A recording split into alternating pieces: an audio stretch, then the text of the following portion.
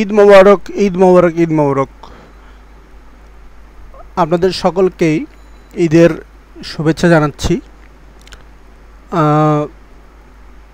পূর্ববর্তী কিছু টিউটোরিয়ালে আমি ওয়ার্ড নিয়ে আলোচনা করেছি। এবার মাইক্রোসফট উইন্ডোজ 10-এ ইনস্টলকৃত এক্সেল সম্বন্ধে কিছু আলোচনা করব। তা হচ্ছে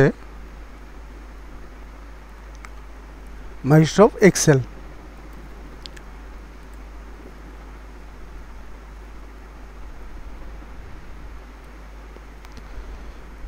অফিস থেকে এক্সেলের প্রোগ্রামটা ওপেন করলাম।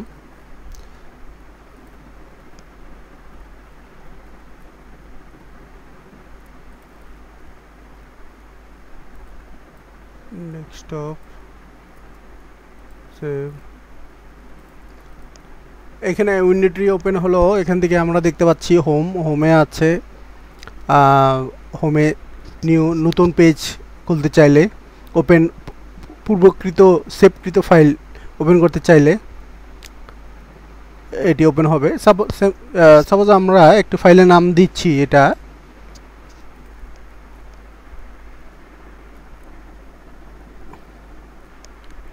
ওয়ার্কস ইন টার্গেট, এই নামে সেভ করলাম। পরবর্তীতে যখন ওপেন করতে যাব, জাস্ট এখানে ডাব্লিউ দিলেই চলে আসলো ওয়ার্কস ইন টার্গেট ফাইলটি। এইভাবে নিউ এবং ওপেনের মধ্যে কার্যকরী পদক্ষেপগুলো আমরা জানতে পাচ্ছি। সেভ এজ দিয়ে কোন ফরম্যাটে সেভ করতে পারি। এখানে 97, 2003 এবং লেটেস্ট 2007-এও এটি করতে পারি। এবং প্রিন্ট, কোনো ডকুমেন্ট প্রিন্ট করতে গেলে প্রিন্ট দিতে পারে। এখন আরও যেগুলো আমি আপনাদেরকে জানাতে চাচ্ছি সেগুলো হচ্ছে যে কমান্ডগুলো এক্সেলে খুবই জরুরি দরকার সেগুলো, যেমন কোনো স্কুলে বা কলেজে ছাত্রদের নেম অফ দ্য স্টুডেন্ট,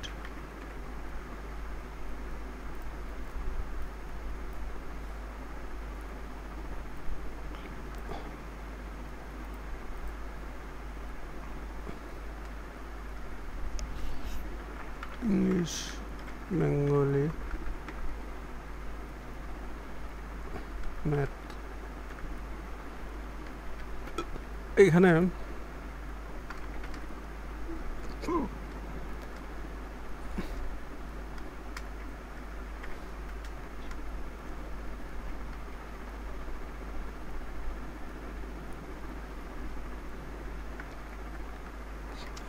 সজীবে ধরলাম, সজিত একটা স্কুলের ছাত্র, সে ইংলিশে 100-তে পায়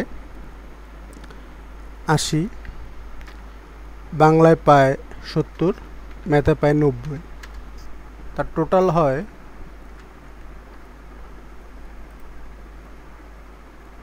ইকুয়াল টু, এখানে আমরা একটা ফর্মুলা বসাবো, সাম এত সেল ইস্টু এতর মধ্যে রেঞ্জ দিয়ে দিলেই এই রেঞ্জের টোটাল 240 চলে আসে। সালাউদ্দিনে তেমনি, উনি পায় 70, পায় 60, অঙ্কে ভালো করে 95। জাস্ট আমরা এখান থেকে এটি নিচে নামালেই এটা টোটাল সামটা চলে আসে। ঠিক তেমনিভাবেই আমরা যে কোনো হিসাব সংরক্ষণের জন্য সাম ইকুয়াল টু সাম রেঞ্জটি দেখাইলেই এই টোটাল সামটি চলে আসবে।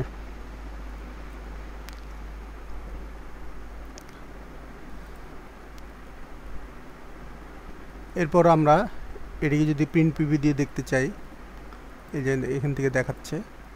এভাবে আমরা এক্সেলে যোগ করতে পারি এবং সহজেই বিশাল বিশাল যোগগুলো তৈরি করতে পারি।